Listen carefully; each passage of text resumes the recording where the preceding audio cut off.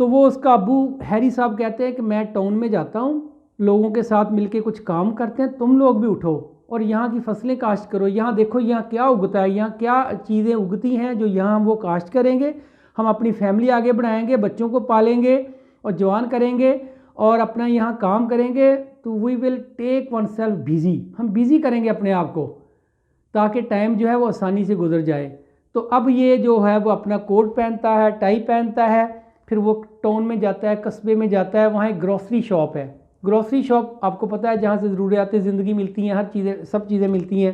पनसार store कहते हैं लेकिन वहाँ पनसार नहीं, चूँकि एक स्टोर है उसमें से हर चीज़ आपको मिल जाएगी, ऐसा स्टोर था वो। वहाँ कुछ लोग बैठे होते हैं, बड़े इजी बैठे होते हैं। इजी का वर्ड यूज़ करने का मतलब यह है कि वो मार्शियन पीपल हो सकते हैं, क्योंकि दूसरे तो तंग हैं, ये जैसे ये खुद इतना इजी नहीं है, खुद फील कर रहे हैं कि it is not fit for us this Martian environment, हमारे लिए सही नहीं है। तो ये लेकिन इसने कहा, उनमें से एक आदमी का नाम था सैम, इसने जाके उससे बात की, उसने कहा Sam I want to do something, मैं कुछ करना चाहता हूँ, I want to go back on earth, ज़मीन पर जाना चाहता हूँ, and I want to build a rocket, मैं रॉकेट बनाना चाहता हूँ। उसने कहा भाई तुम रॉकेट बना लोगे? इसने कहा हाँ, मैंने जब मैं 20 साल का था, 20 साल का था, तो मैंने एक शॉप पे, दुकान पे, वर्कशॉप में काम किया था, तो I know how to mould the iron, how to mould the metal accordingly, कैसे मोल्ड करना है, कैसे बनाना है। मेरे पास कुछ मैप्स भी हैं, नक्शे भी हैं, कुछ स्केचेस भी हैं जिनको देख के मैं रॉकेट बना सकता हूँ। उसने कहा ठीक है, मेरी वर्कशॉप भी है और उसमें मटेरियल भी है, मेटल भी है, लेकिन I will receive 500 for that, then you will do work in my workshop, मेरी वर्कशॉप में आप काम कर लोगे, लेकिन मुझे 500 चाहिए, 500 जो मार्शियन नोट, 500 जो मार्शियन पैसे हैं, रकम है, वो मुझे चाहिए। उसने कहा ठीक है मैं वहाँ काम कर दूंगा, but you have to help me in the workshop. उसने कहा येस आई विल डू, हाँ मैं करूँगा मदद आपकी, लेकिन पार्शली करूँगा, कभी कर ली कभी ना, जब मेरा मूड होगा मैं आपकी हेल्प करूँगा, otherwise will not help you, आपने खुद ही अकेले में ये काम करना है। वो वहाँ वर्कशॉप में जाता है, वर्कशॉप में जाके काम शुरू करता है। तो अब वो सैम कहता है कि अगर तुम इसी तरह लगे रहोगे तो 30 सालों में तुम रॉकेट बना लोगे, 30 ईयर्स में।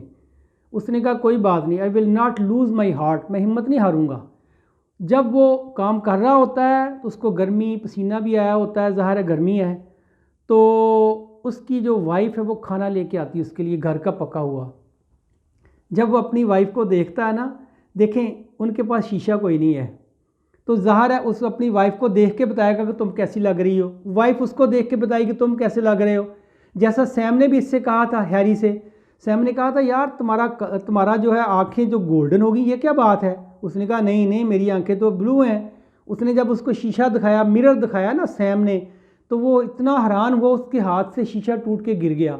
तो सैम ने कहा तुमने मेरा लॉस कर दिया, शीशा गिरा दिया है। तो यही कुछ हुआ, जब उसकी वाइफ खाना लेके आती ना, तो वो उसने अपनी वाइफ को देखा, उसने देखते ही थोड़ा सा ना हैरानगी से, एस्टोनिशिंग उसने कहा वो कैसी लग रही थी? She was golden and cylinder like, वो बिल्कुल गोल्डन हो गई थी उसका कलर, और वो बिल्कुल स्लिम हो गई थी। जब देखें एक मोटा आदमी जब स्लिम होता है तो वो कद उसका वैसे ही बड़ा लगने लग जाता है। तो वो कह रहा है तुम लंबी होगी, तुम्हारा कद ज़्यादा लंबा हो गया है, और तुम्हारे आँखें भी गोल्डन हो गई हैं, तुम्हारा रंग भी गोल्डन हो गया, तुम्हारा रंग चेंज हो चुका है।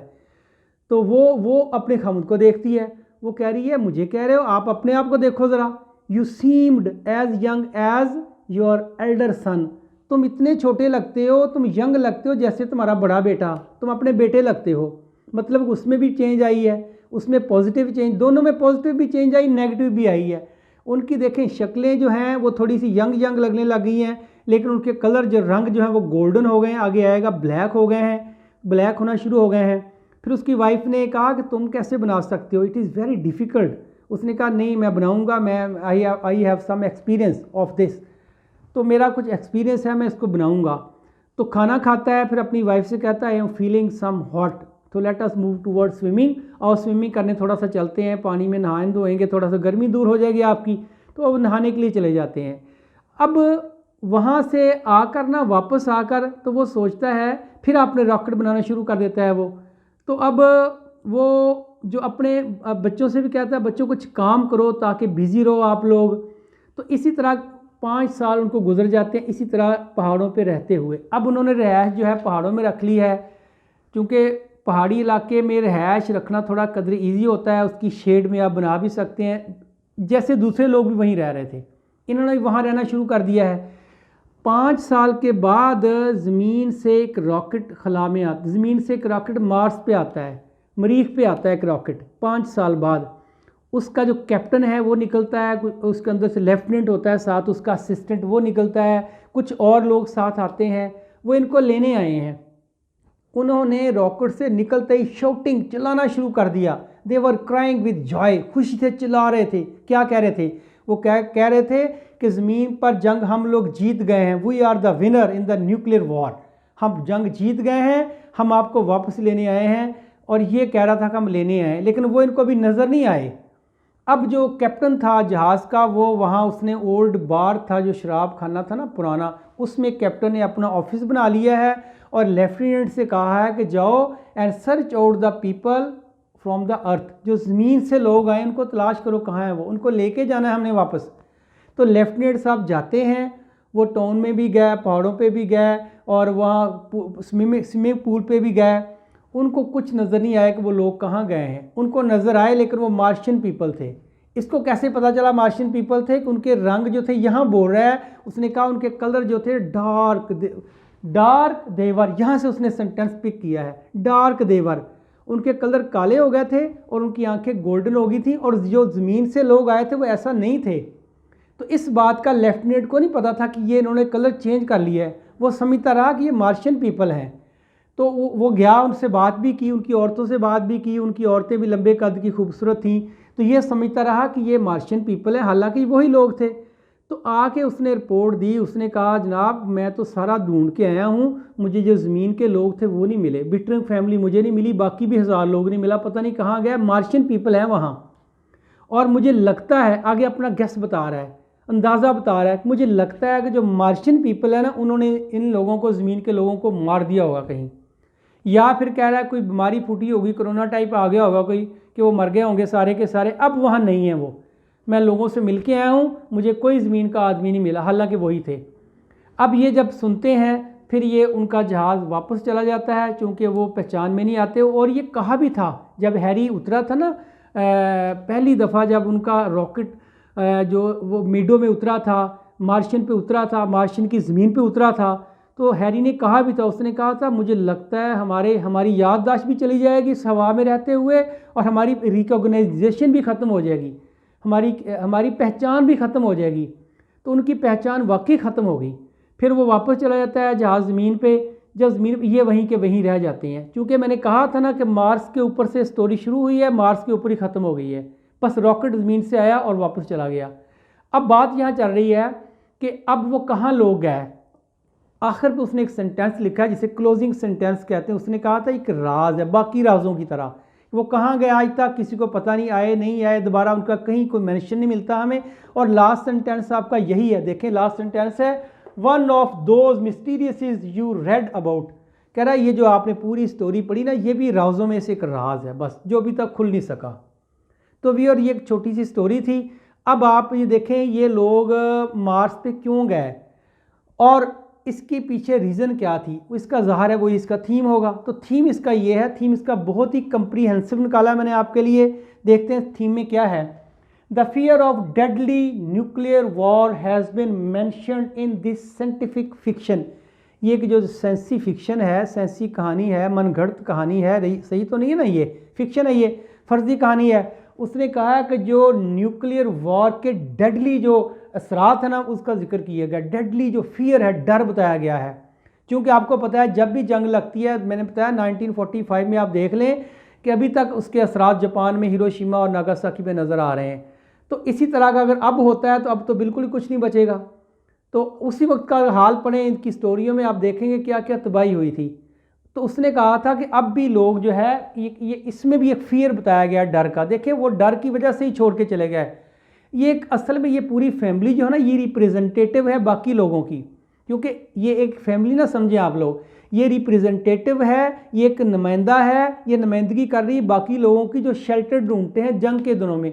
जब जंग होती है तो आपको पता है लोग सरहद पार करके दूसरे कंट्री चले जाते हैं, लेकिन अगर दूसरे कंट्री में भी जंग हो तो कहाँ जाएँ, तीसरे कंट्री में जाएँ, वहाँ भी हो तो कहाँ जाएँ, अगर वर्ल्ड वार छिड़ गई तो कहाँ जाएँ।